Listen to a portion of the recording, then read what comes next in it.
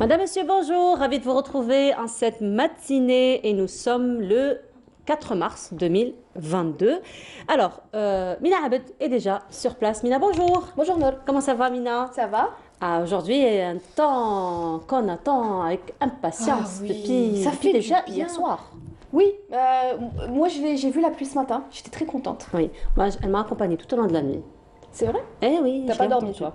Presque pas. Moi j'ai dormi. Presque Bah, pas. on est là.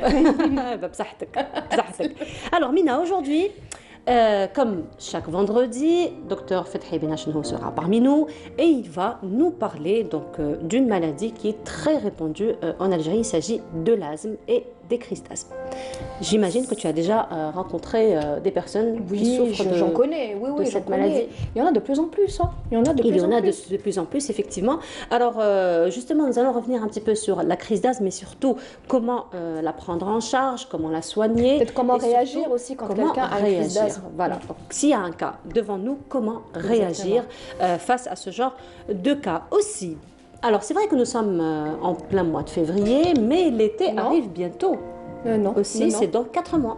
Désolée, mais non. Mais non. On n'est pas en février. Désolée, Nour, mais non. Non, on n'est pas en février. Elle a raison. On n'est pas en février. En plus, je l'ai annoncé, nous sommes en mars. Avec le sourire et tout. Non, on n'est pas en février. Non. Alhamdoulilah, tout le monde sait que j'ai un gros problème avec le temps. Mais voilà, je vous fais gagner quand même 4 jours, hein, mine de rien. Oui. Je vous fais gagner 4 jours. Oui. Et nous sommes au mois de mars, effectivement. Donc, je me rattrape. Merci beaucoup, Mina Abed. Je suis là pour ça. Voilà, franchement, ma complice, elle est toujours là pour ça. Et donc, Mina, très bientôt sera l'été, même si on se réjouit aujourd'hui d'avoir de la pluie. Oui. Et justement, l'été, la plage, la mer, il faut la préparer dès aujourd'hui, dès maintenant. Je ne suis pas pressée. J'avoue que je ne suis pas du tout pressée pour l'été. On n'est pas pressé, mais il faut quand même le préparer. C'est une saison quand même qu'il faut préparer. Et justement, avec quoi? Déjà, en prenant en charge nos mers, en prenant en charge les récifs et en les nettoyant. Bien entendu, justement, l'association Récif sera parmi nous ce matin pour revenir sur l'opération intitulée Opération Une bouteille à la terre et balade pour les enfants. Et voilà, d'une pierre deux coups, on emmène les enfants en balade, mais aussi on va leur inculquer une éducation écologique. Ça, c'est important. Voilà, une éducation écologique. Nous parlerons également de passion aujourd'hui. Mina, est-ce que tu peux deviner de quelle passion nous allons parler aujourd'hui? Les gâteaux? Photographie. On n'est pas loin. On n'est pas loin. On n'est pas loin, ça va de soi. Si on fait des photos, si on fait des gâteaux, il faut les prendre en photo. Il faut les prendre. Non, s'ils sont beaux, il n'y a pas de souci, on les prend en photo, mais si c'est moche... si c'est moche, on peut toujours les prendre en photo et dire voilà ce qu'on doit faire, voilà ce qu'on ne doit pas faire. Non, mais si c'est moche, moi je prends... Peut-être que je prends en photo, mais je garde la photo pour moi. On peut toujours la poster et quand dire je suis déprimée, voilà, je la regarde, ça me fait rire, voilà. Voilà, et puis dire voilà ce qu'il ne faut pas faire pour avoir des gâteaux moches, par exemple. Ça pourrait être une astuce. Et donc aujourd'hui, on va parler de passion pour la photographie puisqu'un artiste photographe sera parmi nous ce matin. Et nous parlerons, alors très bientôt sera le 8 mars, donc la journée internationale des droits de la femme et une formation est prévue justement pour les femmes entrepreneurs pour mieux les accompagner dans leurs projets. C'est intéressant. Ça, c'est très intéressant. C'est intéressant, effectivement. Donc c'est un projet, aussi une formation d'accompagnement. Également, au niveau de l'Opéra d'Alger, se tient une très belle exposition artisanale. Donc plusieurs produits artisanaux faits main seront exposés. Vous pourriez donc aller faire un tour pour déjà encourager. Alors on va avoir plus de détails avec notre invité dans la Génial. Voilà. Et nous terminerons l'émission comme chaque vendredi en compagnie de notre ami Kenzan Chal qui reviendra sur l'actualité associative. Et voilà donc pour le menu de ce matin. Mais avant donc de commencer tout cela, vous l'auriez compris, Mina Abed est là et Mina Abed elle va nous annoncer que de bonnes nouvelles ce matin, mais ce sera juste après le jingle.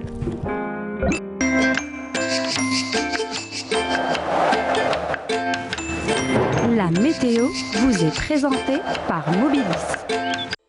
Mobilis, معاً نصنع المستقبل. Et voilà, donc comme je le disais, Mina va nous annoncer des températures plutôt fraîches. Un beau temps. Un beau temps. Il fait bon, il fait beau, de la pluie, de la magnifique. pluie, il fait beau, alors je vous dis, en plus un vendredi, oh là là. Un week-end. C'est parfait. Sous sa couette avec une bonne tisane. Non, du chocolat chaud. Du chocolat chaud, oui, bon, vas-y. Non, moi, le lait, c'est pas trop mon fort, mais je vais remplacer par une tisane. Tisane. Tisane. Oh. Bon d'accord, alors c'est toi qui vas préparer les chocolats chauds. Je te le prépare, pas de souci. Ah, c'est gentil ça. Je peux toujours attendre. Quand j'aurai mon billet. Toujours. Je n'ai pas oublié, promis le billet, moi. Heureusement que je l'ai pas promis. Je n'ai pas oublié. Heureusement que je l'ai pas promis. Et donc il fera quel temps aujourd'hui? Enfin, on sait déjà que nous avons été bien servis depuis hier soir. Exactement. On veut que ça dure. Ça va durer. Ça va durer. Ça va durer au moins 2-3 jours, hein, à peu près. Inch'Allah. Voilà. Inch'Allah. Un peu plus de détails? Oui. Et on y va. Et on y va. En plus, elle est très jolie, Mina, aujourd'hui. Comme d'habitude. Non, je rigole. Non, comme d'habitude. Non, tu es pleine de fleurs. Plein de fleurs. Eh ben oui, parce que quand la pluie tombe, eh ben, automatiquement, ça va fleurir. Comme disent certains, des fleurs de temps en temps, comme ça, c'est. Oui. Ça fleurit. T'es noire à fleurir. Tu es magnifique. Voilà, fleuri, voilà, effectivement. Oui. Tu me donnes un peu plus de détails? Je peux? Tu me laisses. Et comment? Bada aujourd'hui. Ah, Bada aujourd'hui, Voilà, c'est une journée c'est magnifique. exceptionnel. Et c'est exceptionnel, exactement. Allez, vas-y, c'est à toi. Merci. Bonjour à tous, excellent réveil effectivement de la pluie pour aujourd'hui. Hein. Tout au long de la journée, des pluies assez marquées sur l'ensemble des régions nord. Et Météo Algérie a émis une alerte de niveau 2 avec des pluies entre 40 jusqu'à 50 mm. Les régions concernées sont Sidi Bel Abbas, Ain Timouchen, Tlemcen, Oran, Chlef, Rilizane et Tiaret, ça va durer jusqu'à samedi, 3 heures des pluies effectivement hein, tout au long de cette journée à l'ouest, au centre et à l'est du pays. Sur les régions sahariennes en revanche, un soleil dominant hein, sur le nord Sahara, les oasis La Saoura, un ciel voilé avec quelques orages vers l'extrême sud, le Gar, le Tassili et le Sahara oriental. Les températures de cet après-midi eh bien, seront en baisse, on notera un minimum de 9 degrés, Djelfa, Chlef, Rilizane, Tiaret 8 seulement. Du côté d'Al-Biyad Inama, on notera 16 degrés à Annaba ainsi qu'à Guelma, 13 Alger, Constantine, Betna, 20 degrés à Bachar, 17 Gardaya, 19 Hassim Saoud, 27 degrés à Ilizi et enfin 38 degrés, ça sera la maximale pour l'extrême sud. On passe tout de suite à l'état de la mer. Pour cet après-midi, on notera une mer très agitée à l'ouest du pays, agitée sur le centre, peu agitée vers la partie est, avec des vents entre 10 et 30 km/h à l'est du pays, entre 20 et 30 km/h sur le centre, et enfin entre 40 jusqu'à 50 km/h vers la partie ouest. On passe tout de suite à l'Afrique du Nord pour cette journée. Eh bien, on notera beaucoup de soleil à Khartoum, un ciel peu nuageux au Caire, dégagé à Tripoli, peu nuageux à Niamey, N'Djamena côté Mercure, on notera 38 degrés à Khartoum, 21 au Caire, 19 Tunis et Tripoli, et enfin 41 degrés, ça sera la maximale à N'Djamena. Encore une fois, excellente matinée et à tout à l'heure midi.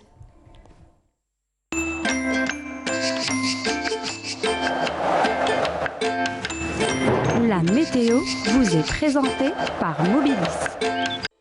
موبيليس معا نصنع المستقبل. Et voilà, c'était donc les nouvelles du ciel, une baisse sensible quand même des températures, 13 degrés. Exactement. Hier seulement, il faisait 19, entre 18 et 19. Ouais, mais j'étais pas au courant. Je Ah, savais non. pas. Moi, la météo, oui, la météo, Ça- je D'accord, rate donc tu arrives pas à le matin. retenir les températures, tu n'arrives pas à retenir le mois. Hein c'est... D'accord. Non, mais c'est Ah, pas c'est la grave, transition, chacun c'est son un truc. petit peu la transition qui est un petit peu difficile pour moi. Après, ça y est, à partir de demain, je vais Non, mais vais moi, pas- c'est les prénoms. Toi, c'est les dates. Et ben voilà. Chacun Et son ben truc. voilà. Le plus important, c'est qu'on a une complice comme Mina Abed pour bien se rattraper. Exact. Et voilà. Mina, merci beaucoup.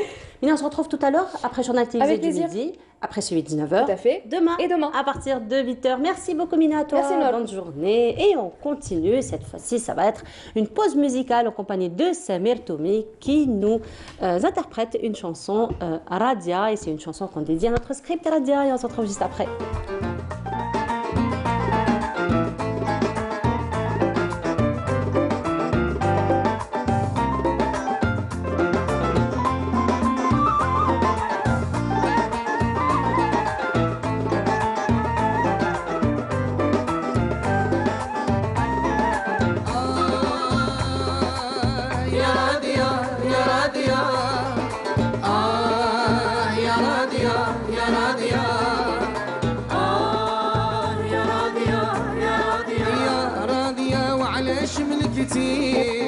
قلبي برضا يا راضية وعلاش ملكتي قلبي برضا يا راضية وعلاش هلكتي روحي بهواك يا راضية وعلاش هلكتي روحي بهواك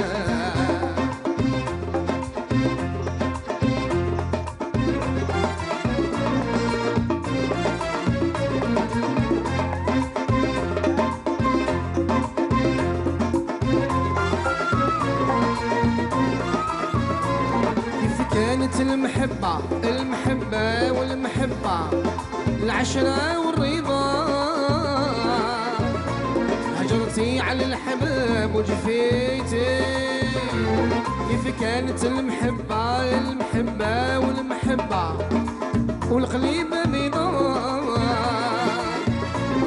في حالتي وانتي من بيتي طريق الغرام طويلة وعريضة وانتي في طولها خسرتي طريق الغرام طويلة وعريضة وانتي في طولها قصرتي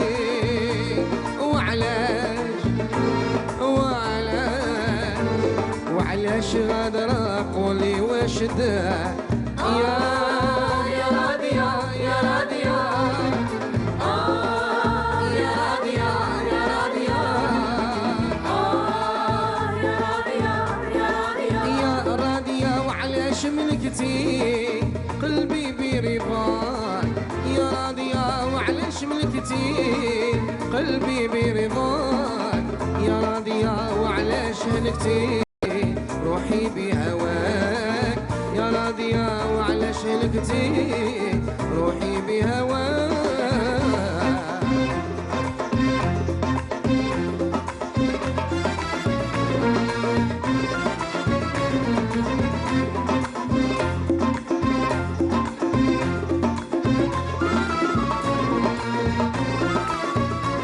من بعد ما نويتي وما سويتي وما كويتي شفيتي الحباب الايام الصرود ما سوق من بعد ما سويتي وما رضيتي وما نويتي اش هو السبب مال الحبيب ضيعنا سؤال لو كان بالشريتي واللوم ينغضر احساسه الشراع وليتي واللوم ينغبر حساسه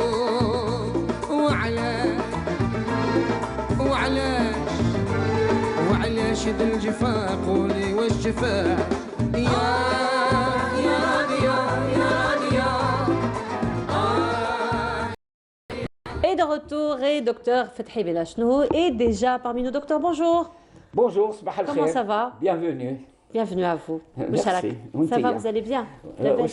On va faire l'algéroise. واش هي جملتكم كامل بخير وانتوما الحمد لله لاباس راكي غير من الباب جوزي دخلي كاش قهيوه جوزي والله لا شربتيها راه كاين مقيرطات ما طيبتهم الطفله ما نديرهم لي في تبيسي صغير باش هكا نديهم معايا très bien c'est important on retrouvait ces paroles et ces propos dans les sketchs. Il faut revenir les sketchs تاع كلثوم الله يرحمها. Mais de toute façon, ça fait toujours partie de nous. Hein. C'est un peu, j'ai envie de dire, la culture linguistique ou la dialectale. Le charme. arabe يقول لك تصغير للتدليل quand on فنيجل tout ça تدليل مغير فا c'est pour donner une importance entre guillemets une valeur à ce que je vais t'offrir ou t'inviter واحدة désigner. Deuxièmement, moi j'aime l'Algérie. L'Algérie, il ne faut pas qu'elle soit coulée dans un moule. Effectivement. On a des chaque ville, mais c'est pas parce que au contraire, je crois que c'est ça qui fait notre richesse. Et l'Algérois, j'habite l'Algérois, j'ai été élevé dans la Mitidia, c'est toute une façon de vivre qui est comme celle de Djelfa, de Leroy, de Doran. Et c'est ce qui fait justement toute la richesse du pays. Du pays. وجاي رمضان كاين الشربة مقطفة تاع مقطفة avant les femmes la préparer. الشريبة بيضة. الشريبة بيضة. Ça c'est ma grand-mère الله يرحمها maternelle. الله يرحمها. Elle aimait pas الشريبة بيضة بقرفة من الفوق. D'accord. تقول لك هذه ماكلة تعليم في السبيطار. ريجيم زعما. Bon, là franchement elle a vraiment pas tort hein parce que elle aimait pas ça surtout on faisait الشربة بيضة تاع الروز. Oui. الله يرحمها elle aimait pas ça. Elle disait هذه اللي مرض اللي يديروا الريجيم. Je suis entièrement entièrement d'accord avec elle, en tout cas sur ce point-là.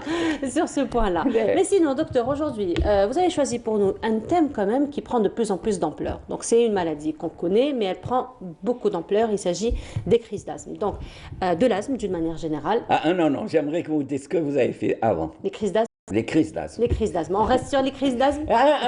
C'est bon, Voilà. c'est-à-dire, vous avez le déroulement de cette chronique dans la tête. Vous l'avez intégré. Alors, tout d'abord, l'asthme. Donc, à quel moment on peut dire qu'une personne est asthmatique? Est-ce que c'est une maladie qui se déclenche automatiquement plutôt à un âge très jeune, ou elle peut se déclencher à un âge quand même assez tardif? Très bien, c'est ce qu'on appelle l'étiologie, l'éthiopathogénie. Là, je vais faire le... Ouais. Le in médical. L'éthiopathogénie, c'est-à-dire qu'est-ce qui donne naissance à. On est en plein hiver et je voudrais d'abord présélectionner, mettre à l'avant les nourrissons, les enfants de moins de 2 ans, qui font ce qu'on appelle des bronchiolites. Oui. C'est des crises très spectaculaires, mais c'est pas grave. Elles sont quand même effrayantes. Hein. Effrayantes, oui, les bronchiolites. Elles sont dues à des virus. Alors là, les gens qui viennent découvrir le Covid-19, les virus existent. Et il n'est pas inventé dans un labo, hein, le virus de... Ça, c'est des crises d'asthme. Mais ce n'est pas de l'asthme. Quand est-ce que ça deviendra de l'asthme? Lorsqu'on fait 3 crises. Lorsqu'il y a eu 3 crises de bronchiolite, Oui. on est sur un candidat à faire un asthme. D'accord. Donc, il faut les prendre en charge, les bronchiolites. Et il faut passer à un stade supérieur dans le sens de notre système de santé. Maintenant, on ne transporte pas l'enfant en crise de bronchiolite à l'hôpital. Parce qu'il est déjà affaibli par sa crise de bronchiolite. C'est comme une crise d'asthme. Hein, le gosse Elle est spectaculaire, vraiment spectaculaire. effrayante. Et on le transporte à l'hôpital. On ne transporte plus à l'hôpital parce qu'il risque d'être contaminé. C'est-à-dire qu'il y aura une surinfection. L'hôpital est plein de microbes dans le sens algérien. Et étant un gosse en situation de faiblesse, il risque de subir une surinfection. Maintenant, et c'est ça qu'il faut, c'est ce qu'on appelle les soins à domicile. Maintenant, on le prend en charge à domicile. Il faut que notre système de santé... Qu'est-ce qui se passe? Je tousse. Et maintenant, nos unités sanitaires de base, c'est là où il faut procéder à une évolution, un changement. Il faut que des équipes se déplacent dans les maisons. Ça, c'est important. Ensuite, quand on a un asthme, c'est rien du tout. C'est rien du tout. Je m'excuse auprès des asthmatiques. Un asthme, en Algérie, hélas, pourquoi j'insistais sur, on le confond avec la crise d'asthme. La crise d'asthme est une exacerbation de l'asthme. Si l'asthme est pris en charge correctement, bien suivi, expliqué, et on fait le moins possible de crise d'asthme. Ici, là, j'aimerais bien prendre une caméra, aller le soir, surtout en hiver, dans les services d'urgence. C'est la totale occupation par les crises d'asthme. C'est très grave parce qu'il y a des patients qui viennent 3-4 fois la même nuit. C'est énorme, hein? C'est énorme, c'est grave, c'est beaucoup grave. Comment on arrive à calmer cette crise d'asthme?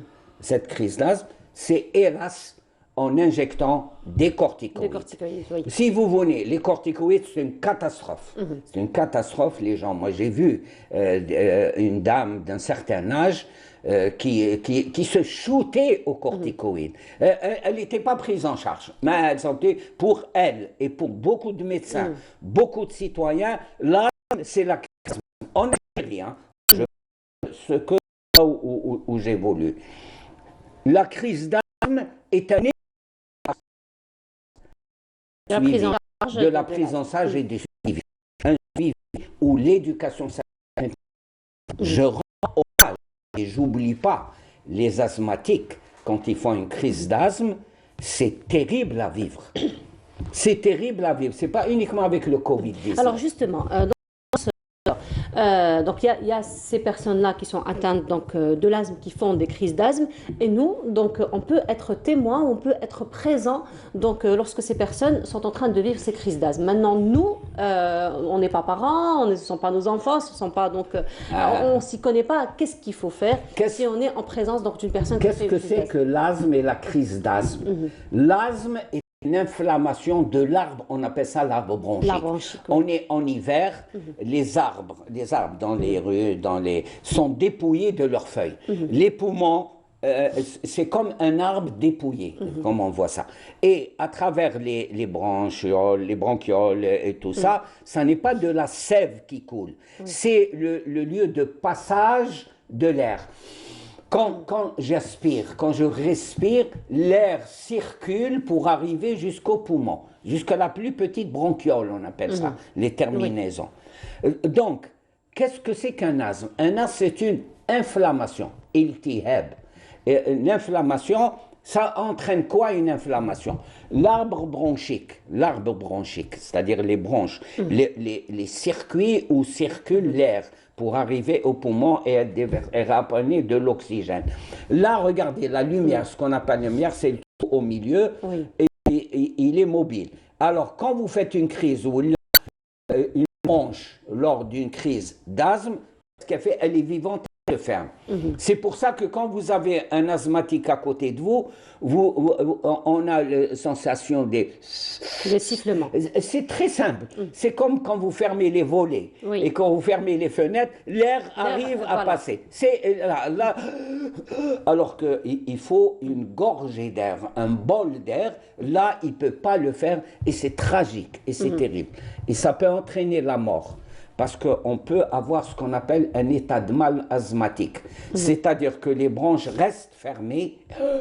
Un état de mal asthmatique, c'est catastrophique, c'est le décès. C'est pour ça qu'ils font une intervention rapide, très rapide. Qu'est-ce qu'on peut faire, nous, donc en attendant les urgences? Il y a un seul moyen, c'est de donner de l'oxygène et d'injecter des corticoïdes. Ça, dans la crise d'asthme, c'est un truc urgent.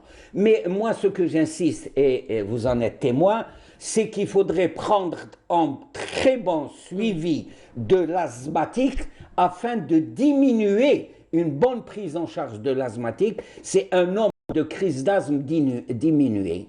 Et surtout en hiver, parce que une inflammation, c'est une fragilité de l'appareil respiratoire, donc il est facilement attaqué, détruit par un virus de l'hiver. Le virus de la grippe, la rhinite et toutes ces histoires-là.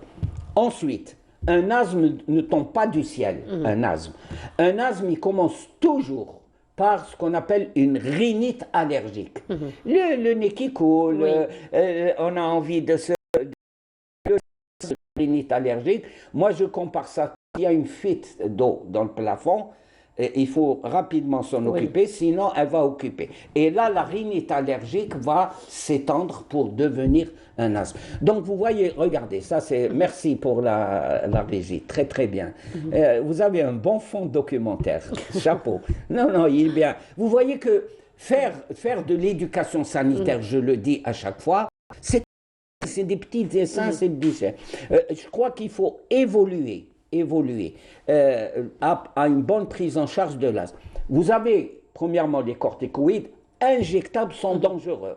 Ils entraînent un diabète, ils entraînent une élévation et surtout la personne, quand elle l'use et en abuse, elle est bouffée. Parce que pour cesser une crise d'asthme, il n'y a que ça. Élément, du moins chez nous, c'est injecter des corticoïdes. Et deuxièmement, la prise en charge exacte. Premièrement, il faut une éducation stricte sanitaire du patient. Il faut fidéliser ce patient avec son médecin et lui expliquer les bronchodilatateurs. Très bien.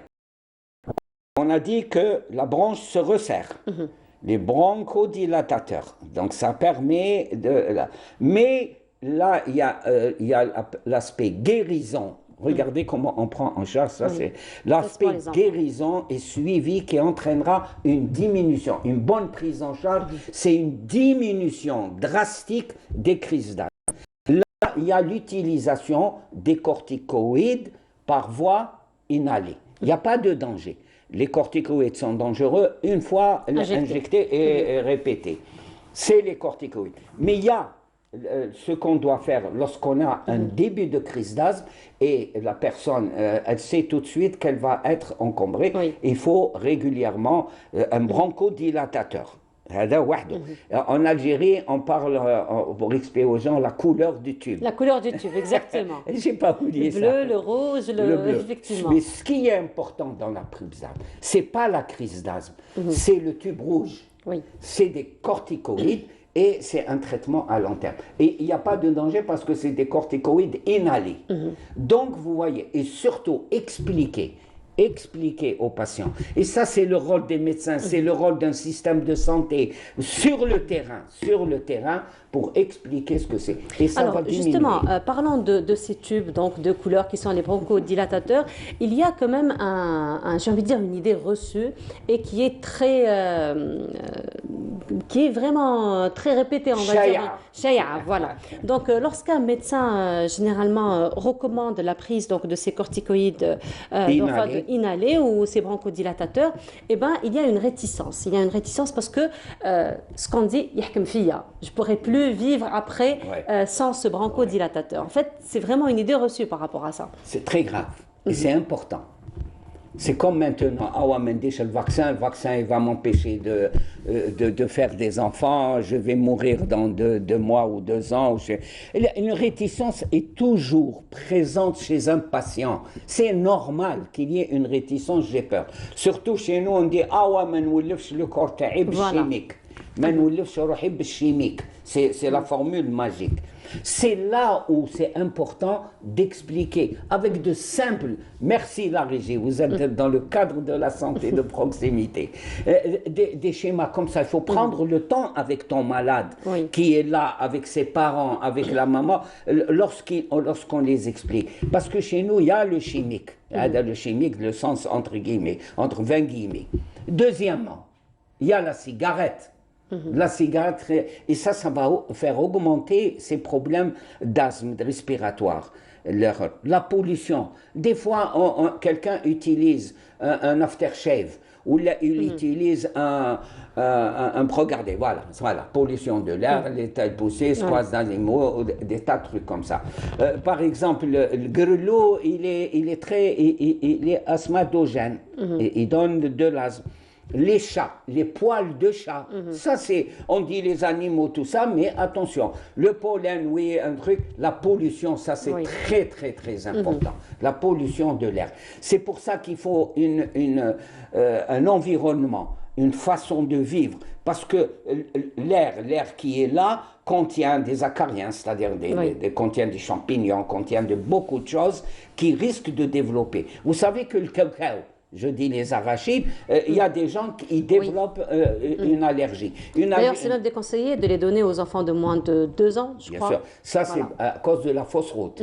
Parce que moins de 2 ans, on n'a pas la déglutition, le fait d'avaler n'est pas très bien au point. Et aussi chez les personnes âgées. Hein. C'est les mêmes problèmes de déglutition. C'est ce qu'on fait que ça va passer à côté, ce qu'on appelle un corps étranger. C'est dangereux. Mais cette histoire d'asthme, attention, c'est une affaire, moi je dis, de sécurité nationale. Par exemple, le tabac. Toujours en considération. Voilà. Le tabac. On va terminer sur ça. On va terminer sur ça. Le tabac, c'est quelque chose contre laquelle il faut livrer une vraie bataille. Nous, on fait du pipeau, la lutte contre le tabagisme. On dit tabagisme. Non. Sérieusement, diminuer l'offre de tabac. Et j'arrête sur ça. Merci beaucoup, docteur. Merci encore une fois. On se retrouve vendredi prochain, docteur, pour une autre thématique. Merci pour la régie. Des schémas très, très, très beaux. Voilà. Et qui nous permettent encore de mieux expliquer, d'aller toujours vers l'éducation sanitaire. Merci beaucoup, docteur. Et cette fois-ci, nous allons aller du côté de Hadjoud pour découvrir le nouveau parc. Et c'est Ariel Soul Hamouda qui nous emmène. Des arbres d'eucalyptus à perte de vue. Une concession de plus de 25 hectares, un site relevant de la commune d'Al Hadjoud.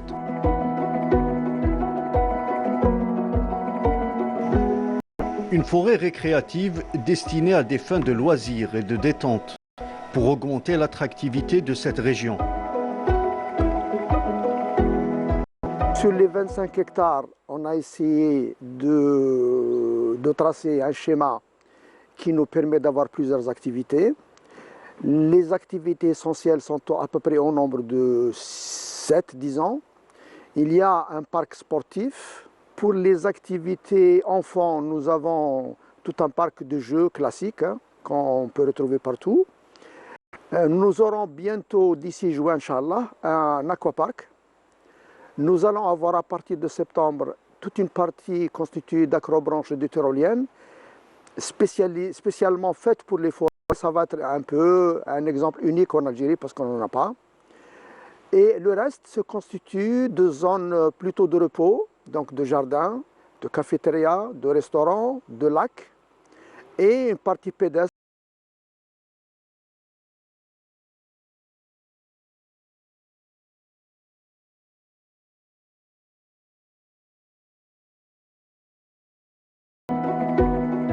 On a une partie aussi historique que j'ai oublié de mentionner, qui est à l'entrée. Le parc se situant dans la wilaya de Tipaza. Et la wilaya de Tipaza remonte un peu dans le temps, et notamment la période des Numides, qui se situe un peu entre la jonction avant l'arrivée des Romains en Algérie, là, savoir entre 500 avant Jésus-Christ et quelques années après Jésus-Christ. Randonnées, circuits de vélo, acrobranches, tyroliennes, parcs animaliers sont autant d'activités et de loisirs consignés dans ce projet qui va contribuer à coup sûr à ancrer de nouvelles traditions d'écotourisme dans la région.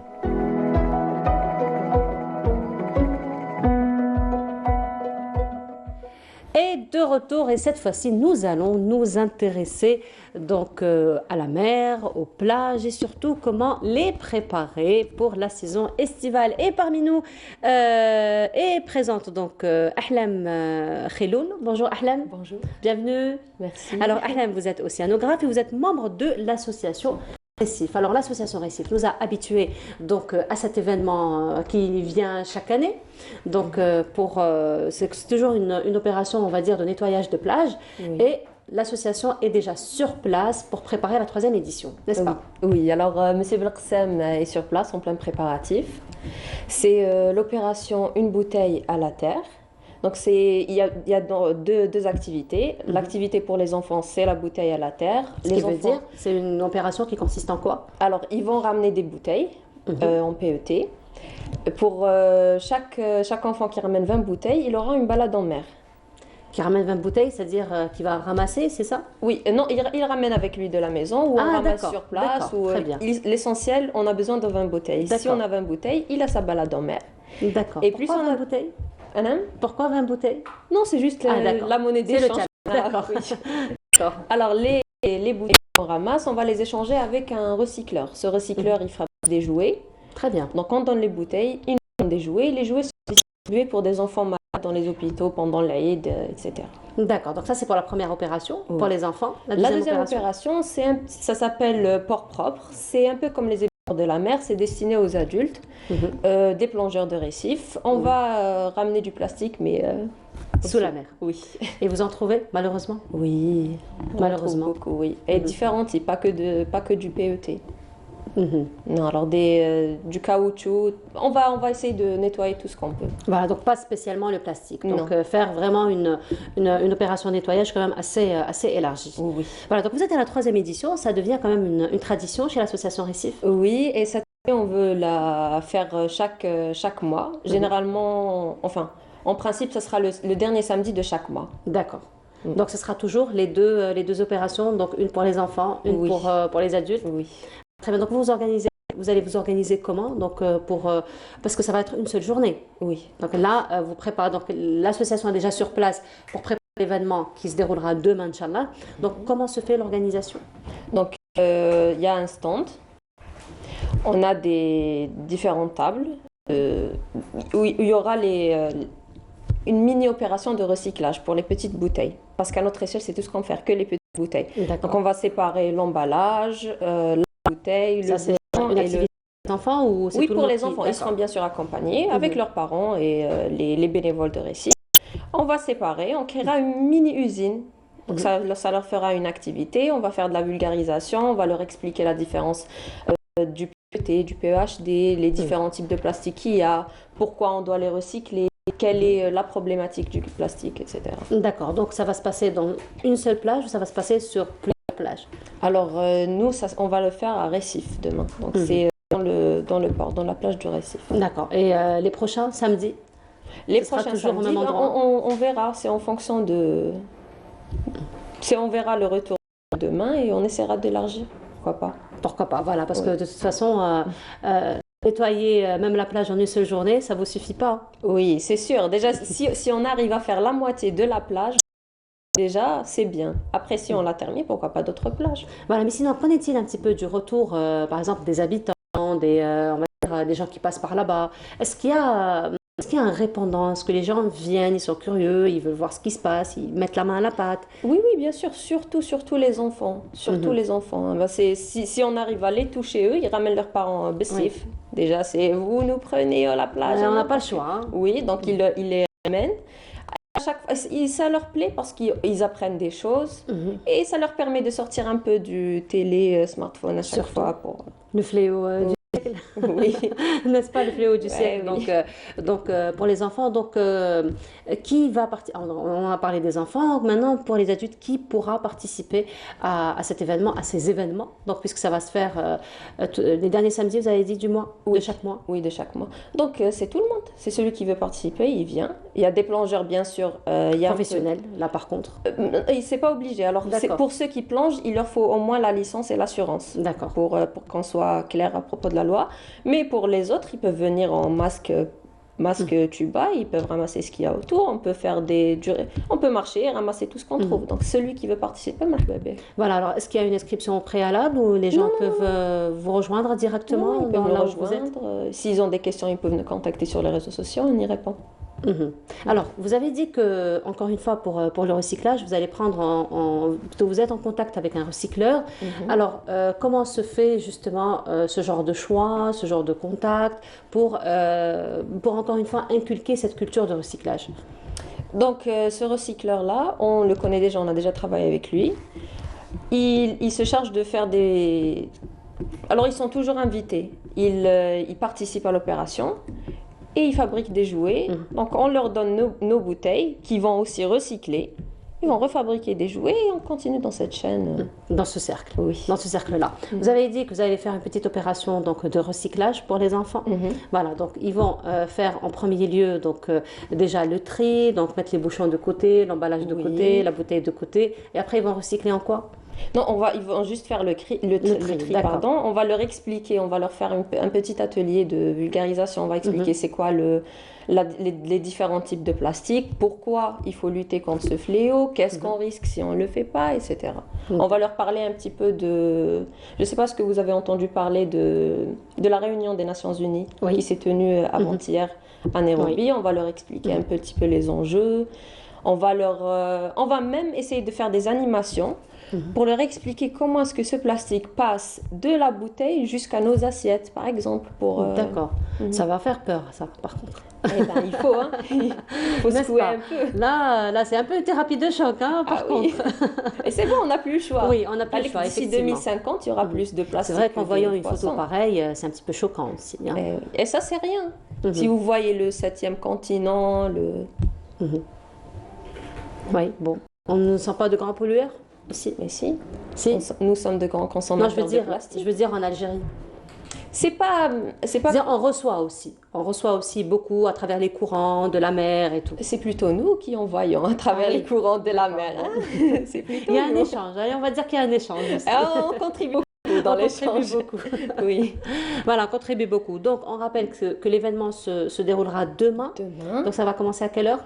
Entre 9h et 13h. Ça commence à 9h, ça se termine à 13h, mais on termine jamais à 13h. Oui, on termine jamais, surtout quand il y a des enfants. Oui. On termine jamais à 13h. Mais on va dire que c'est le programme initial. Mais sinon, c'est une opération qui va se dérouler pratiquement tout le samedi du dernier mois. Le dernier samedi. Plutôt le dernier samedi. Oui. Allez-y, je vous laisse faire. C'est le dernier samedi de chaque mois. Voilà, très bien. Eh bien, rendez-vous est pris? Merci. Voilà, eh ben merci beaucoup à vous. Je rappelle Ahlem Khiloul, donc vous êtes océanographe et membre de l'association Récif. Merci beaucoup d'avoir été parmi nous ce matin. Et on continue cette fois-ci.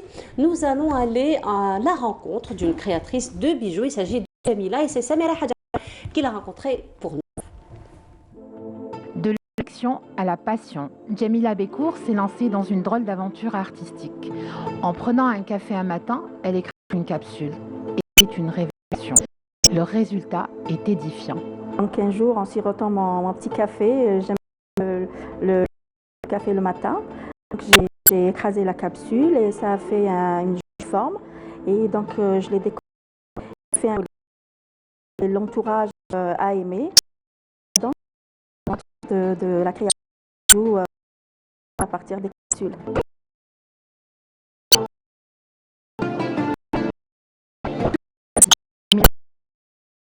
Appelée à la maison par son père, elle abandonne pour un temps son rêve.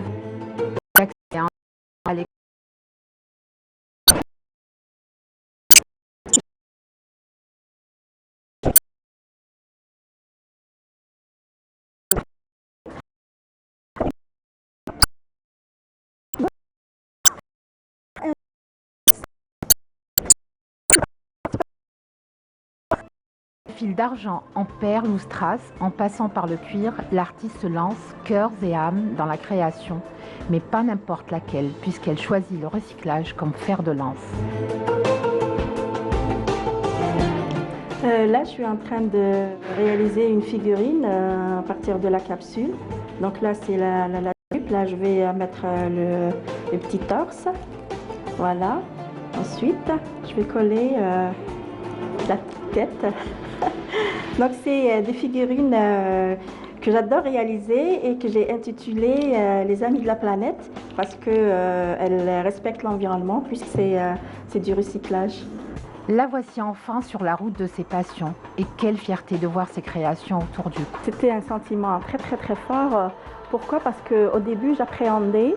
Je me disais, les gens quand ils vont savoir que c'est des bijoux créés à partir de capsules à café, ils vont se dire non, nous on préfère bien sûr tout ce qui est or ou argent.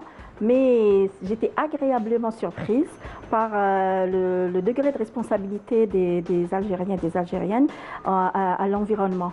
Parce qu'ils disaient, oui, on aimerait bien porter quelque chose qui a rapport avec l'environnement et pourquoi pas on fait un geste pour participer à la protection de l'environnement. C'était vraiment un sentiment très profond.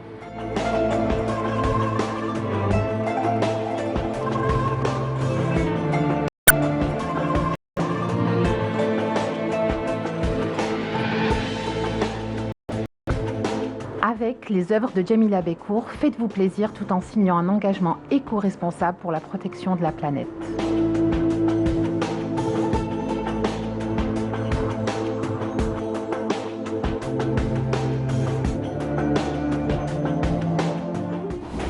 Et de retour, et cette fois-ci, nous allons nous intéresser à l'art, nous allons nous intéresser aux passions et particulièrement à la passion pour la photographie, puisque nous avons un artiste photographe parmi nous, Hamid Rahish. Bonjour. Bonjour. Bienvenue à vous, marhaba. Merci pour l'invitation. Alors Hamid, je ne sais pas si vous vous rappelez de lui, mais on l'a déjà reçu, c'était pour célébrer donc l'indépendance le 5 juillet et c'était un atelier pour les enfants, vous avez fait un atelier de photographie pour les enfants. Que vous avez fait à la Casbah d'Alger, effectivement. Et aujourd'hui, vous êtes parmi nous parce que vous avez fait un petit peu le tour, on va dire, de la Méditerranée, n'est-ce pas? Là où vous avez entrepris plusieurs projets. Exactement, voilà. J'étais à la Cité internationale des arts pour que les gens qui ne le savent pas, c'est un endroit où se rencontrent plusieurs nationalités, plusieurs artistes et plusieurs disciplines artistiques. Et c'est sur concours et c'est un lieu où toutes les intelligences artistiques sont amenées à s'exprimer. Voilà, en résumé. Oui. J'espère avoir bien résumé. J'ai fait un projet sur la ville de Meudon-la-Forêt qui est à côté de la ville de Paris. Et c'est l'œuvre de Fernand Pouillon, un architecte sur lequel je travaille depuis longtemps. Effectivement. Et ouvert en 2018 lors d'une exposition à l'Institut du monde arabe, le livre d'une journaliste qui travaille à France Inter, qui a écrit un livre sur le climat de France. Et elle a grandi à Meudon-la-Forêt et elle a visité, voilà, ça c'est la ville de Meudon-la-Forêt. Et elle a été construite par le même architecte. Et du coup, je suis allé pour faire un voyage. On reconnaît la touche de l'architecte en tout cas. Voilà, exactement. On la reconnaît la touche, oui. Et c'est un voyage retour pour compléter le voyage qu'elle a fait à Alger. Et elle a apporté sa vision des choses sur mon quartier. Du coup, je suis reparti en France pour apporter ma vision des choses sur. Donc, regard croisé, on va dire. Voilà, exactement, exactement. Et en arrivant à Paris, la ville de Meudon fêtait le 60e anniversaire de la construction de la ville et j'ai fait une exposition là-bas sur Climat de France. Et donc ça a donné quoi, l'exposition? Ça a donné beaucoup d'encre et ça a donné vraiment un très beau écho par rapport à la sensibilité, par rapport à l'habité, par rapport à l'architecture, par rapport à... On n'est pas forcément... C'est-à-dire on use de cette architecture. La photographie, c'est connu, c'est un art qui rassemble un petit peu tous les autres arts. Oui, exactement. Vous l'avez dit, quelqu'un a dit un jour, si un art de résumer notre siècle, ça serait celui de la photographie. Et de ce fait, même le reportage photographique, parfois, certaines personnes ont tendance à le voir comme quelque chose d'inférieur. Mais faire des photos sous n'importe quelle lumière, sur n'importe quelle condition, ça relève aussi de l'art. Effectivement, ça relève aussi de l'art. Donc, vous vous êtes déplacé et donc ça vous a pris combien de temps pour faire ce reportage photographique et du coup donc participer à l'exposition? C'était 3 mois. Parce qu'il fallait quand même faire la visite de ville, connaître encore l'architecture. Voilà, être en immersion sur place et tout ça. Et la ville de Meudon, je les remercie par le passage et la Cité internationale. On vous a bien orienté. Oui, voilà, très très bon accueil, je les remercie. Et ça, c'était dans le cadre de la coopération culturelle entre l'Institut français et le ministère de la Culture algérienne et les relations, les échanges culturels entre la France et l'Algérie. Et par le biais de l'Institut français que j'ai répondu à cet appel à projet et je l'ai obtenu. Et c'était une très belle aventure artistique. Justement, j'allais vous poser la question que vous retenez de cette aventure, de cette expérience. En fait, la Covid-19 nous a tous impactés et du fait que le monde soit coupé, les gens soient coupés les uns des autres, nous les artistes, on évolue en confrontant notre travail aux autres. Et cette confrontation, elle nous fait grandir et avancer dans notre perception de notre pratique artistique. Et si on n'a pas le contact avec d'autres personnes, on ne peut pas avancer, on ne peut pas grandir. Et à la Cité, il y a 325 artistes qui viennent de peut-être 100 pays différents, de l'Amérique latine, de l'Amérique du Nord, de l'Europe, de l'Afrique. Et ce brassage d'idées résulte de l'intelligence artistique. Effectivement. Voilà. Alors, il faut dire que Hamid, la photographie, vous avez fait de la photographie un petit peu votre raison de vivre. Donc, les projets, donc, j'ai envie de dire... s'enchaînent.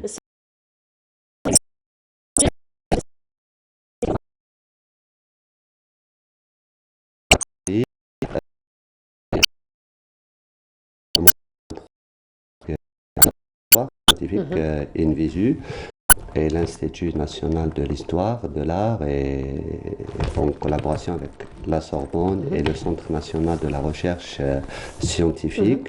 C'est un projet qui parle de l'architecture néo-mauresque et qui vise à donner accès à cette architecture, on va dire de style arabo-musulman qui est euro-méditerranéenne.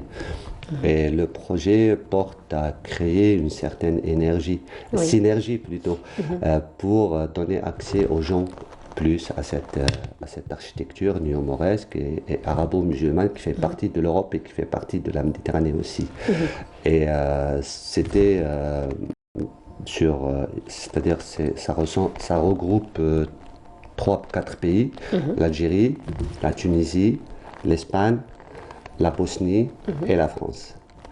Et moi, j'ai travaillé sur l'hôpital franco-musulman à Bobigny, et qui s'appelle l'hôpital Avicenne. Avicenne, c'est un grand médecin arabe qui est le père des bases de la médecine qu'on connaît actuellement. Et le cimetière franco-musulman, plutôt le cimetière musulman qui se trouve à Bobigny. Et par la suite, j'espère aussi aller en Tunisie pour continuer ce travail, pour travailler sur une gare qui se trouve dans le sud de la Tunisie qui s'appelle Azur. D'accord, Voilà. alors ces stations justement que vous prenez en photo et que vous immortalisez, on va dire, à travers votre photographie, c'est vous-même qui les choisissez ou c'est déjà dans le cahier de charge, j'ai envie de dire, de ces projets-là? Ça, c'est... En fait, une parenthèse pour cette photo-là, c'est tous les Algériens qui sont morts pendant les guerres et tout ça. Et en me rendant sur ce cimetière, je me suis dit que finalement, je me suis mis à même le sol et j'ai commencé à photographier ces tombes de tous ces gens, Allah yarhamhum. Et je me suis dit qu'on est à hauteur d'homme. Et j'ai appelé la série À hauteur d'homme parce que lorsqu'on est mort, on est à hauteur d'homme. On n'est pas juge, on n'est pas mendiant, on n'est pas autre que juste un homme qui est mort. Un être humain. Voilà, un être humain. Et ça nous renvoie à notre position. Beaucoup de philosophie, hein. Aussi. Oui, oui, bien sûr. Bien sûr, voilà. Maintenant, par exemple, pour le projet Emmanuel, c'est un projet européen qui était déjà pris, qui était, comme vous disiez, dans le cahier de charge. Mais la façon de procéder, et c'est ma vision des choses, et là je suis vraiment libre de faire ce que je veux et de traduire mon ressenti. Toute la magie est là finalement. Voilà, c'est l'expression subjective, on va dire, du photographe lui-même. Tout l'art est là. Exactement. Si on devait résumer les arts plastiques, moi je dirais que moi, en tant qu'artiste, en tant que photographe, avec ma sensibilité des choses et mon regard sur les choses, je soulève des questionnements qui font défaut à la société ou qui pourraient peut-être, pas dénoncer, mais énoncer les choses. Effectivement. Mais un autre projet, encore une fois, cette fois-ci au niveau de Constantine, on revient au pays. Oui, voilà, on revient au pays.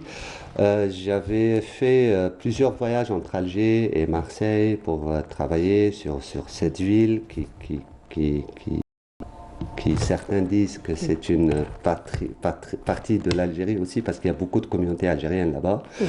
Et par rapport à cette communauté, mais par rapport à la communauté marseillaise, j'avais fait un projet qui s'appelle Alger-Marseille Territoire Parallèle dans le cadre de voyages et de résidences d'artistes avec l'IFA.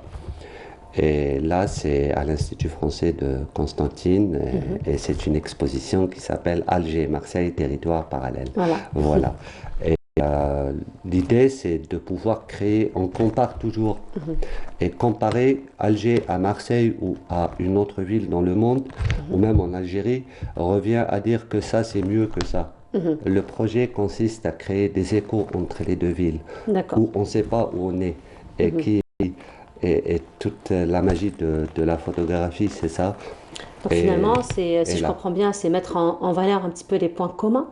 Exactement, c'est ça, c'est les points communs et c'est comme à l'image de la série que j'avais fait sur le cimetière musulman. Voilà, c'est-à-dire si vous prenez mes projets, tous mes projets, chacun de mes projets est distinct. Mais si vous rassemblez tous les projets, vous allez voir une grande œuvre qui a un sens aussi, au sens plus large. Voilà, en fait, il y a une harmonie, il y a une cohérence, j'ai envie de dire, entre les différents projets. Il y a un lien aussi. Il y a une écriture photographique. Une écriture photographique, voilà. Une photographique et un engagement aussi. Et ça me représente, c'est moi. Ce travail, c'est moi. Et ça représente ce que je suis. C'est un écho par rapport à moi-même. La démarche photographique, c'est-à-dire vous parlez de l'atelier photo et j'ai d'autres projets pour des ateliers aussi avec Marseille, avec éventuellement peut-être la faculté d'architecture de Constantine avec qui je fais quelques projets, c'est-à-dire qu'on va en parler peut-être tout à l'heure. La recherche artistique peut-être sur le fait que chacun fait une recherche sur soi-même. Il y a une conscience même, plus une conscience de ce qu'il en faut et avec plus d'acuité. Effectivement. Et justement, là, encore une fois, j'ai envie de dire, on axe sur le fait que tout autre art reste subjectif, donc ça reste un regard personnel qui nous ressemble, qui nous représente, qui traduit un petit peu notre personnalité. Ce que vous dites est très beau. Et ce que j'ai envie de dire par rapport à l'écriture graphique, par rapport au sens que vous donnez à la photographie, comme encore une fois c'est subjectif, probablement on ne voit pas les choses de la même manière. Est-ce que vous pensez écrire réellement, j'ai envie de dire par exemple, accompagner vos photos de légendes, de petits textes afin de pouvoir orienter donc les personnes vers ce que vous avez vous envie de dire à travers toutes ces prises? Exactement, moi je le fais toujours. D'ailleurs, c'est-à-dire il y a toujours un synopsis pour chaque projet. J'écris un petit scénario. Et, par exemple, pour le projet Emmanuel, pour le cimetière, la légende que j'avais commencé à écrire, c'est lorsqu'on parle de gloire, je pense que toutes les gloires du monde sont réparties sur le corps des hommes. C'est-à-dire, et c'est vrai, on parle de gloire dans toutes les nations et toutes ces gloires, elles sont réparties sur les cadavres des hommes qui ont fait la guerre pour la gloire de leur pays. Oui, et, il faut écrire, il faut toujours écrire. Vous allez prendre par exemple, je citerai Baudrillard qui est un artiste, qui est un photographe et qui est un philosophe aussi, qui disait que éradiquer le mal, c'est une idée intégriste. Et il en a écrit tout un livre sur cette pensée-là. Et traduire sa pensée en photographie, c'est un peu compliqué, c'est parfois même alambiqué. Et c'est pour ça que ça demande toujours de rééduquer son œil et son regard pour voir les choses autrement, loin de ce qu'on nous a habitués à regarder, c'est-à-dire avoir une autre manière de regarder les choses. Écrire, ça fait partie, c'est-à-dire ça fait partie du travail photographique. Donc finalement, on comprend que la photographie n'est pas seulement un art, n'est pas seulement des prises de vue, mais toute une éducation, on va dire, de l'esprit, du regard, et puis même de la perception, j'ai envie de dire, des choses et de la vie elle-même. Des projets, Hamid?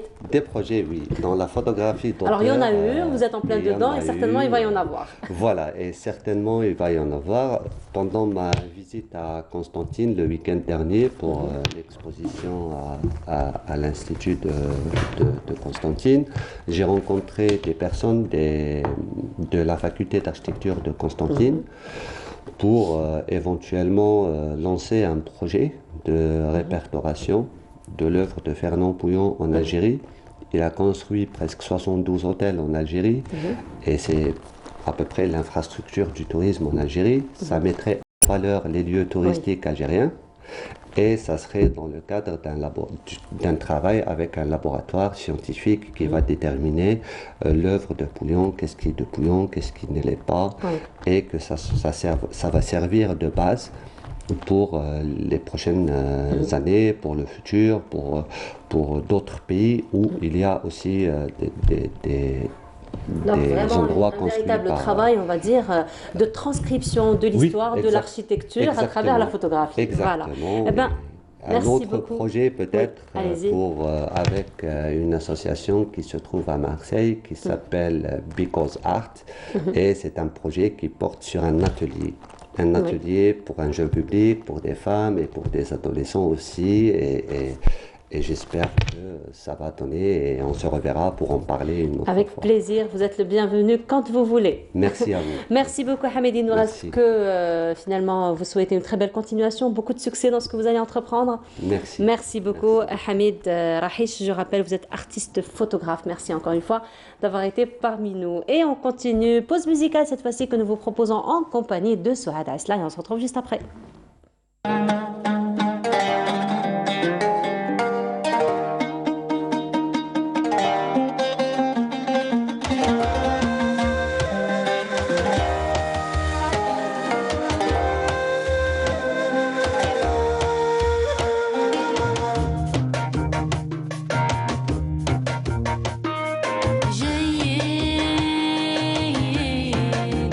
جايين احنا من الصحراء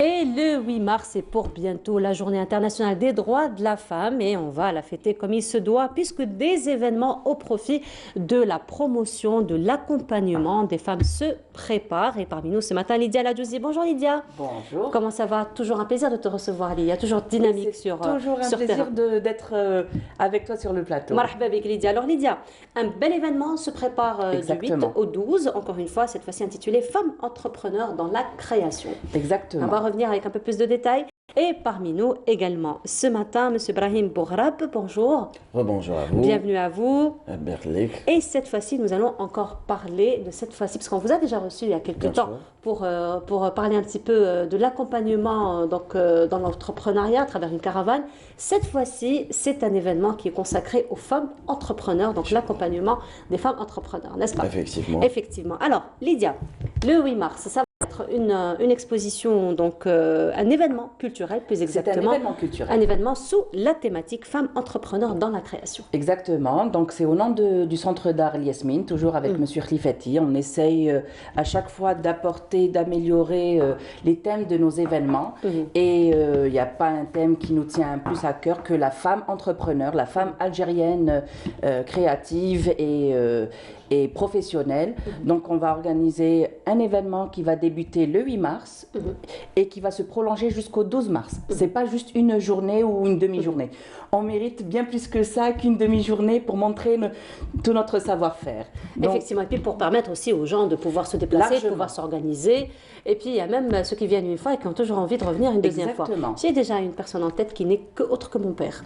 Lui, les expos, c'est 2-3 fois qu'il part, hein, en tout cas. Écoutez, il va y avoir une palette immense de femmes entrepreneurs dans la création, dans la créativité, dans les arts plastiques. C'est pour ça que c'est un événement culturel. Il va y avoir donc de l'artisanat d'art, il va y avoir de la vente dédicace de femmes auteurs, il va y avoir des plasticiennes, il va y avoir donc un concert organisé par l'Opéra d'Alger, donc le jour même. Donc pour avoir plus de détails, il faut se rapprocher de l'opéra. Mais je peux vous dire que Hakim Salhi, Hasiba Hamrouche et tant d'autres, ça va être vraiment vivifiant. Donc ça nous manque toute cette bonne énergie et en particulier ce jour-là, ce sera l'inauguration donc de notre événement où les gens découvriront une centaine de femmes toujours venues de différentes régions de notre pays. Ce sont des femmes qui sont donc dans la création, que ce soit dans l'artisanat ou autre, mais dans un volet professionnel qui essaye de faire avancer leur entreprise. Donc il y a un choix immense. Donc les gens pourront non seulement découvrir tous ces talents et même se faire plaisir en achetant sur place. Effectivement, Lydia, tu me tends la perche en me disant qu'il y a des femmes qui veulent justement faire avancer leur entreprise. Dans ce sens, justement, Brahim Bourrab, vous avez un événement qui se prépare pour le 8 mars pour l'accompagnement justement des femmes entrepreneurs, n'est-ce pas? Exactement, en fait c'est dans la même optique. Alors, on vient de la part de Caravane Crète, comme je l'ai évoqué précédemment, qui est une sorte de caravane qui va comporter des formateurs et que par l'intermédiaire de cette caravane, on va partir dans tout le territoire national pour former justement en entrepreneuriat. Bien évidemment, pour le 8 mars, on a choisi d'offrir une opportunité pour toutes les femmes qui veulent entreprendre et qui ont aussi une idée de création d'entreprise, en leur offrant justement une journée de formation offerte par nous, par toute l'équipe de Gizy Solutions, où on a développé un programme spécial dans la formation et aussi dans l'accompagnement, et il y aura aussi des activités annexes. Alors au programme, il y aura une formation dans le développement personnel, c'est la formation matinale, et juste après... Alors quand vous dites développement personnel, c'est vous axez sur quoi? Alors, c'est tout ce qui concerne le développement leadership. personnel, c'est quand même, ça reste quand même vaste. C'est tout ce qui concerne le leadership, parce que quand on est dans l'entrepreneuriat et quand on n'a pas une idée à propos de notre profil en leadership, des fois, au lieu de passer, on va dire, un peu de temps à dénicher les opportunités, on passe plus de temps à nous chercher. Donc, la formation matinale, elle est aussi centrée sur ça. C'est-à-dire qu'on va sortir le vrai potentiel de la femme entrepreneur. On va aussi centrer nos thématiques par rapport à la gestion de temps. Et l'après-midi, Inch'Allah, il y aura une thématique qui va être présenté par une certaine Madame Amina Chalouana, c'est aussi la responsable dans tout ce qui est formation. Moi, je vais assurer la formation matinale, elle va assurer la formation de l'après-midi qui concerne justement comment élaborer un plan business. Donc c'est dans cette optique qu'on va réaliser un projet à la fin, il y aura un pitch qui va être dédié par rapport à toutes les femmes qui vont participer, sachant que les places sont limitées. Oui, justement, c'était la question que j'allais vous poser. Exactement. Alors, est-ce qu'on est en retard? Est-ce qu'on n'est pas en retard pour les inscriptions? Ben, en fait, on a ouvert notre application form, où on va dire nos inscriptions. Les formulaires. Voilà, les formulaires hier encore. Donc, vous pourrez visiter nos réseaux sociaux, vous pourrez vous inscrire le plus tôt possible. Mais il faut vraiment faire vite parce qu'on va clôturer les inscriptions d'ici le dimanche, Inch'Allah. Donc voilà, c'est vraiment un programme qui va être super intéressant pour la femme. Donc je vous invite vraiment à y parvenir, à venir, à se former et surtout à créer votre réseau. Parce que l'événement lui-même, c'est en fait, il possède pas mal d'enjeux. Non seulement de se former, de reconnaître son vrai profil en entrepreneuriat, mais aussi de créer aussi son écosystème. Effectivement. Voilà. Et justement, Lydia, dans ce sens, les artisanes, j'imagine que c'est un événement qui pourrait très bien les intéresser, particulièrement dans la promotion de leurs produits. Parce qu'on sait très bien que l'artisanat reste quand même un travail qui est fait un petit peu en solo, j'ai envie de dire. Ça reste quand même dans notre pays pour pouvoir être actuel, être vraiment moderne, parce que tout a changé, la façon de faire les ventes, de faire la promotion de son produit. Ce n'est plus régional. Hein. Maintenant, on est à l'international. On aimerait que son produit soit connu et reconnu. Donc, il y a des formations qui sont attendues par toutes ces femmes entrepreneurs, et il y a des femmes qui sont formatrices, qui se sont retrouvées aussi dans l'artisanat parce que justement, à force de côtoyer tout cet univers, ça les a passionnées et elles se sont retrouvées à développer leur propre talent personnel. Donc, pendant le genre d'événement qu'on organise, il y a énormément d'échanges entre les artisans, hommes, femmes, c'est fantastique. Et on se retrouve... On se dit, tiens, moi je sais faire ça, l'autre personne sait faire autre chose, et il y a un échange, et leur business évolue et se développe. Et c'est pour ça que j'invite vraiment beaucoup de personnes à venir nous soutenir et à découvrir toutes ces personnes-là qui font un véritable effort sur leur packaging, sur leurs produits, sur la qualité de leurs matières premières, et tout ça, parce qu'elles veulent non seulement perdurer, il y a certains qui ont une année, il y en a d'autres qui ont 30 ans, 40 ans. Hein. Et là, ça avance depuis le Covid.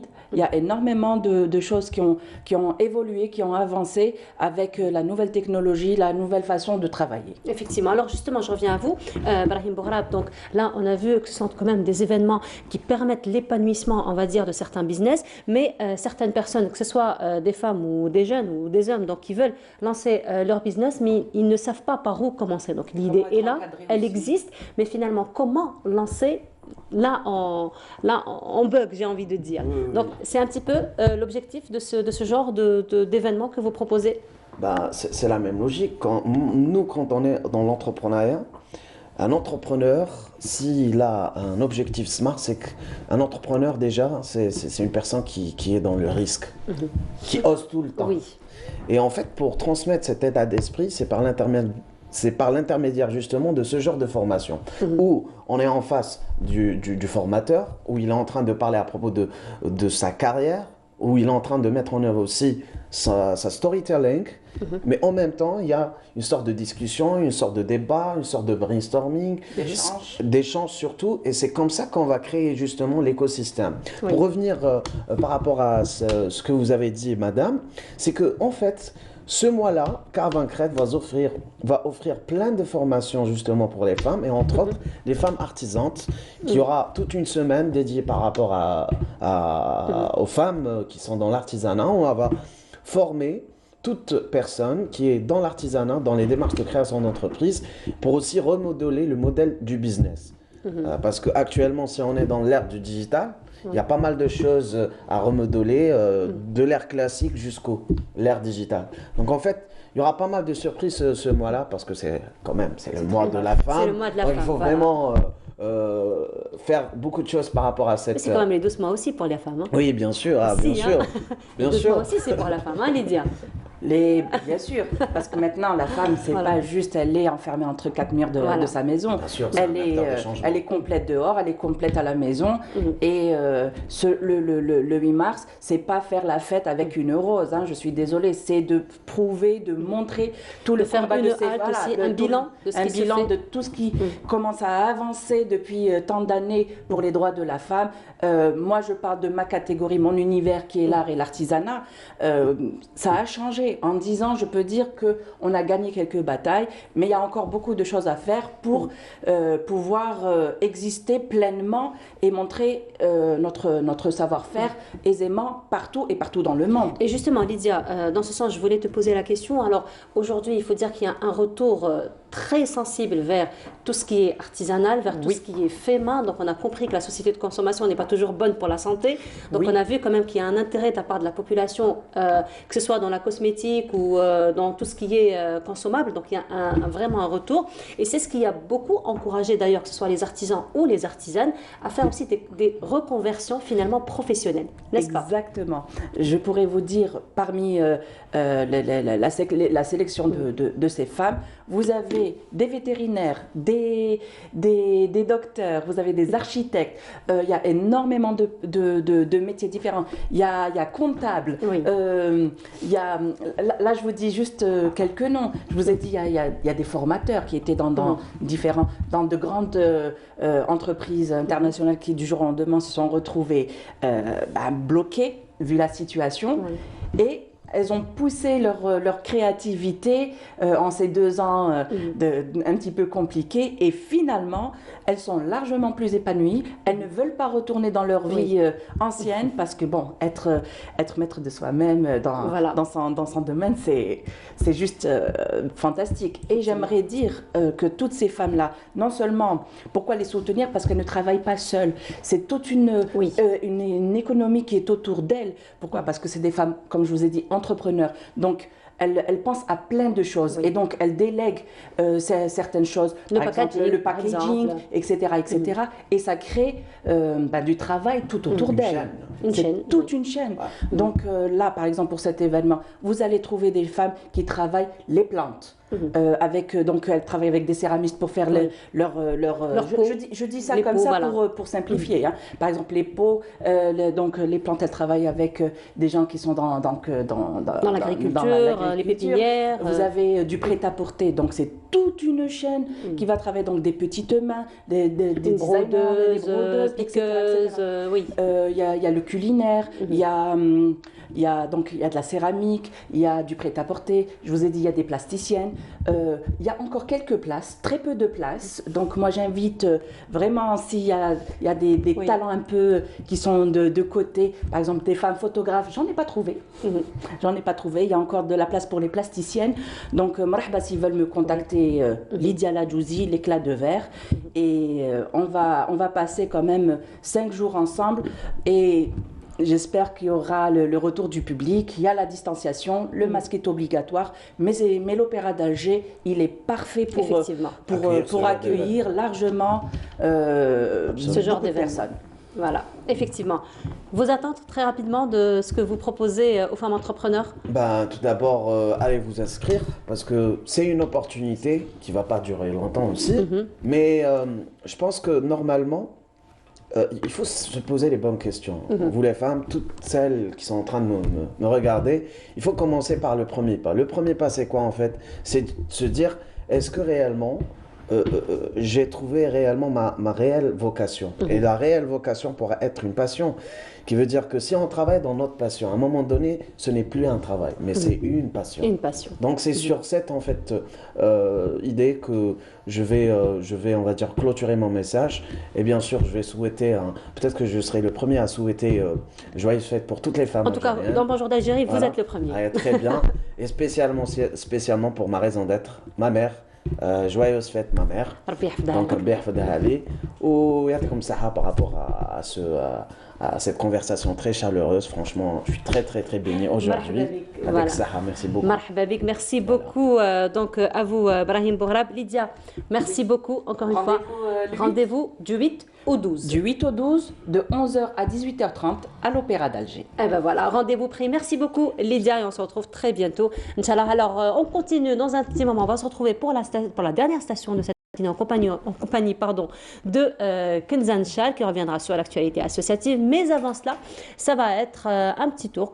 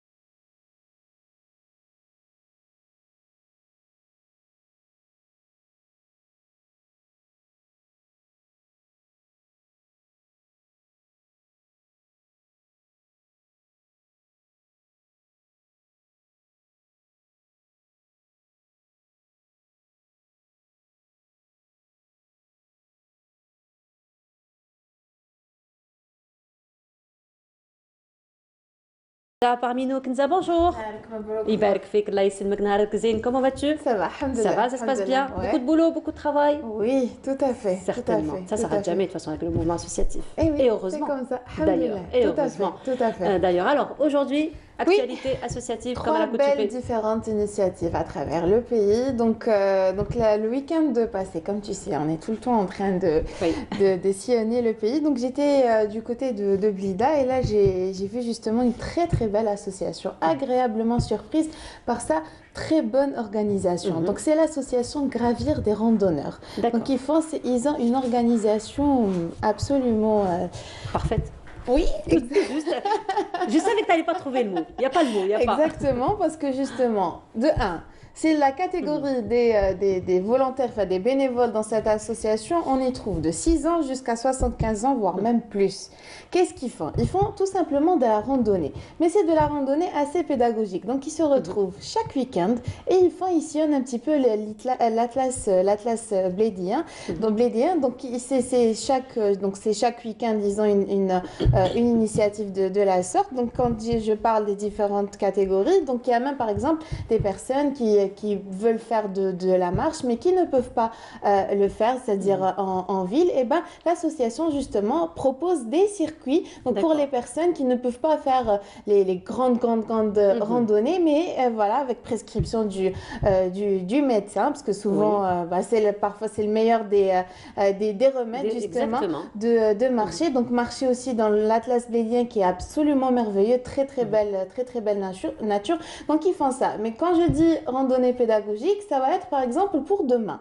Donc demain, ils vont se rencontrer au niveau de Shreha pour justement, ça va être les éboueurs de la forêt. Donc là, ils vont faire de la marche. Pourvu qu'il neige pas.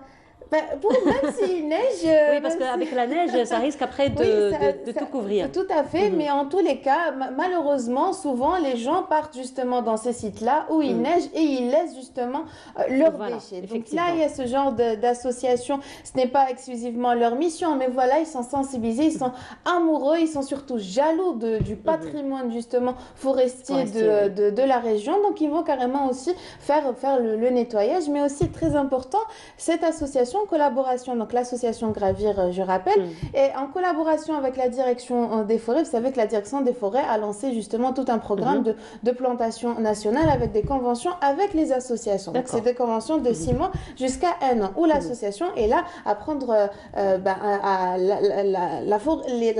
la direction des forêts, pardon, met à disposition une parcelle de terrain à l'association au titre dans le cadre d'une convention, et l'association elle est là à planter mais aussi à suivre justement que ces plants puissent donc le programme se fait en collaboration avec la direction des forêts. Donc non seulement il va y avoir, donc je rappelle pour l'événement, pour ceux qui veulent justement participer, donc demain c'est à partir de 9h, vous pouvez retrouver toutes les informations relatives à cette action là de randonnée mais aussi de nettoyage, et puis voir aussi ce que l'association a fait dans cette parcelle de plantation, parce qu'il faut savoir comme c'est familial, donc chaque petite parcelle est dédiée à une famille justement des bénévoles, donc ça crée une certaine dynamique et surtout une pérennité des actions de l'association. Ils sont fortement impliqués les bénévoles. Donc voilà, l'association Gravir.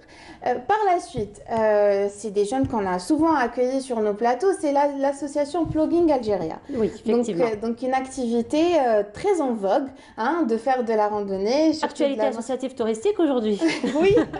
Touristique ou écologique. Tout à fait, exactement. Voilà, deux pierres deux coups. Exactement. Donc plogging, c'est justement courir et aussi ramasser les déchets en même temps. Ramasser les déchets en même temps. Donc demain aussi, au niveau de la forêt de Bainam, une très très belle forêt. Donc on a d'un côté la pleine nature, la verdure, et d'un autre côté justement là le lieu de rencontre de l'événement, c'est du côté de Bainam. Donc on a une très très belle, très très beau paysage sur la mer, la Méditerranée, très beau paysage. Donc justement il va y avoir aussi une plantation en collaboration avec la direction des forêts, mais l'association promet aussi beaucoup de surprises pour les participants justement à cet événement. L'association elle fait aussi de très très belles initiatives, très durables aussi. Ils sont beaucoup dans la continuité de leur action. Ce n'est pas des actions événementielles, mais tout autre. Vous pouvez retrouver justement sur leur page Facebook toute l'actualité. Ils n'activent pas que sur Alger, mais aussi à travers l'échelle nationale. Donc je vous invite vivement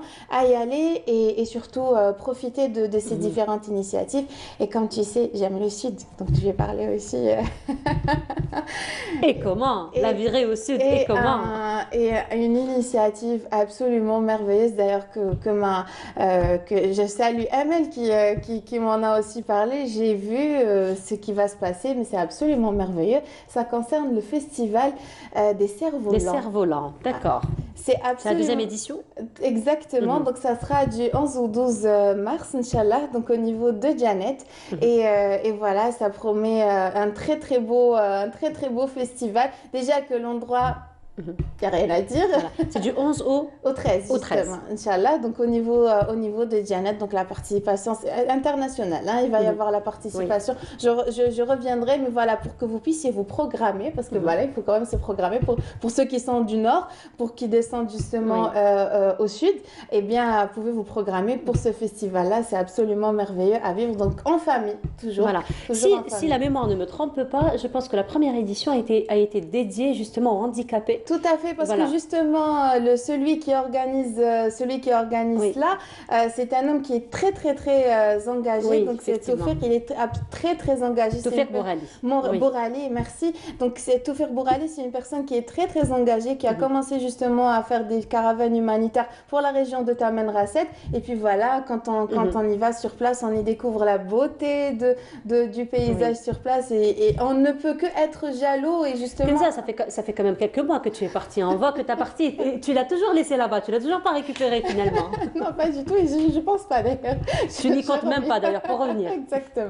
Exactement, d'ailleurs je salue toutes les associations qui sont actives, que ce soit à Taman Rasset, à Adrar, à Dianet, à Borj Beji Morta, à Tindouf, bref, de toute cette région-là, parce qu'ils font un travail extraordinaire. Vous savez, ce qui est de beau, le travail communautaire qui se fait au niveau des régions du Sud, c'est que la majorité des activités culturelles se font en collaboration avec les associations, parce que voilà, c'est souvent dans les associations, c'est des familles qui sont organisées ensemble, et puis on le sait, dans le Sahara, enfin, dans nos villes, c'est toujours cette culture où on travaille, on collabore en famille. Donc voilà, donc c'est un patrimoine donc, qui est conservé en famille, et évidemment les associations aussi, on y trouve beaucoup de familles entre eux, et donc voilà, dans la majorité comme ça fait partie aussi de toute la culture, c'est leur tradition en réalité qu'on essaye de promouvoir. Et ben voilà, on y trouve, c'est très familial. Toutes ces activités-là sont absolument merveilleuses. D'ailleurs, je salue toutes ces associations qui font un travail extraordinaire. Effectivement. Alors, Kenza, pour revenir un petit peu à ces 3 associations que tu nous as proposées aujourd'hui, donc l'événement, c'est déjà pour demain. Pour les 2 premières, donc pour l'association Gravir, ça va être demain, mais c'est tous les week-ends. Voilà, c'est déjà pour demain. Bon, l'association de Janet, plutôt pour Janet, ce sera du 11 au 13 mars. Mais sinon, pour les associations de demain, est-ce que tout le monde peut participer à cet événement? Il faut être adhérent à l'association. Alors, pour ce qui est, très très bonne question, Nour, donc pour ce qui est de l'association Gravir, donc il faut être quand même adhérent à l'association. Ils ont réouvert en février passé, ils ont réouvert les inscriptions parce que voilà, c'est quand même une responsabilité. Il faut être professionnel, il faut assurer il faut faire l'assurance des différents participants, enfin des volontaires, parce que voilà, il y a toujours des risques sur place. Et puis aussi, il faut respecter les conditions sanitaires. On est toujours dans la Covid. D'ailleurs, vigilance, c'est vrai que les cas ont baissé, mais il y a toujours, le risque est toujours là. Donc justement, il faut être adhérent quand même à l'association. Mais ce qu'elle propose, l'association, par contre, tout comme moi, je l'ai fait, c'est que la première fois, on est obligé d'y aller et de découvrir.